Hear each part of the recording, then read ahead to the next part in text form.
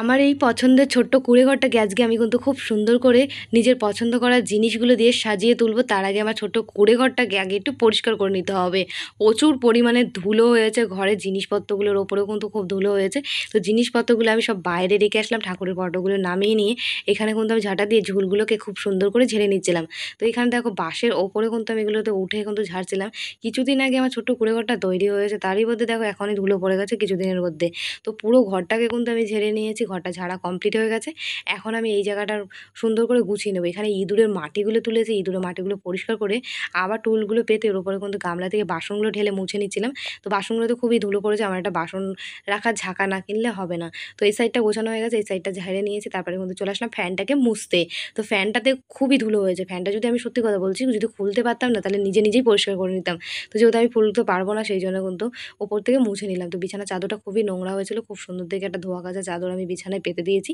তো বিছানাটা কিন্তু আমার গোছানো কমপ্লিট হয়ে গেছে। প্রত্যেকটা ঠাকুরের গলায় একটা করে আমি ফুলের মালা পরিয়ে দিয়েছি। দেখো মালাগুলো পরানোর পর ঠাকুরের ফটোগুলোতে আর দেখতে কতটা সুন্দর লাগছে, ঘরেও খুব ভালো লাগছে দেখতে।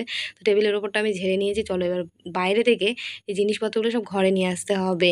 তো এখান থেকে বাইরে থেকে সব ঘরে জিনিসপত্রগুলো নিয়ে আসবো, তার আগে এখানে কিন্তু আগে একটু সামনেটা ঝাঁট দিয়ে নিই। বালি কিচকিচ কিচকিচ করছে ঘরটা পুরো। তো সামনেটা কিন্তু আমি খুব সুন্দর করে ঝাঁট দিয়ে নিয়েছি। দরজাটাকে একটু ঝেড়ে নিলাম। দরজাটা কিছুদিন আগে রং করেছি, এর মধ্যে ছোপ ছোপ ছোপ ছোপ হয়ে গেছে, আবার একটু ভালো করে রং করতে হবে। তো মেলা থেকে আমি আমার ছোট্ট কুঁড়েঘরের জন্যে এই টবের মধ্যে যে ফুলটা রয়েছে এটাই কিন্তু কিনে নিয়ে এসেছি। এখন আমি এই টবের ফুলটাকে ওপরে ঝোলাবো। তো চেষ্টা করছিলাম এখানে রাখার, দেখো এটা তারে দেওয়াতে কতটা নিচু হয়ে গেছে। আমি ভাবলাম তাহলে দরজার সামনে দেখি হয় কিনা।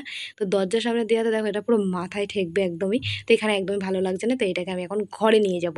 তো ঘরে নিয়ে এসেছি, আমি এখন ঠিক করেছি এখানে একটা দড়ি বেঁধে তারপরে কিন্তু এই ফুলটাকে ওপরে ঝোলাবো। ফুলটা আমার খুব পছন্দ হয়েছে, তাই টেবিলের ওপরে রাখবো দেখে এনেছিলাম। তো এখানে কিন্তু অনেকটা রিস্ক নিয়ে টেবিলের উপরে দাঁড়িয়ে আমি ফুলটাকে কিন্তু ঝুলিয়ে দিয়েছি। দেখো ফুলটা কিন্তু চারি সাইড দিয়ে এরকম ছড়িয়ে থাকবে। তো ফুলটাকে সুন্দর করে গুছিয়ে দিয়ে এখন টেবিলের উপরে যেহেতু দাঁড়িয়েছিলাম, টেবিলের উপরটা মুছে দিয়ে কভারটা পেতে দিয়েছি। আর এখানে চামচের গ্লাস, নুনের কৌটো আর একটা এই যে গামলা রেখে দিলাম হাত ধোয়ার জন্যে। তো এই দিকটা তো আমার গোছানো কমপ্লিট হয়ে গেছে। এখন আমি সামনে একটা দরজার এখানে একটা ফুল দিয়ে দিলাম। দরজায় ঢুকতেই দেখো পর্দার সামনে একটা ফুল থাকবে, এরকম দেখতে খুব ভালো লাগে। তো ঘরের ভেতরগুলো তো আমার গোছানো কমপ্লিট হয়ে গেছে। এখন আমি খুব সুন্দর করে সার্ফের জল দিয়ে ঘর, বারান্দা, বাইরে আমি কিন্তু মুছে নিয়েছি।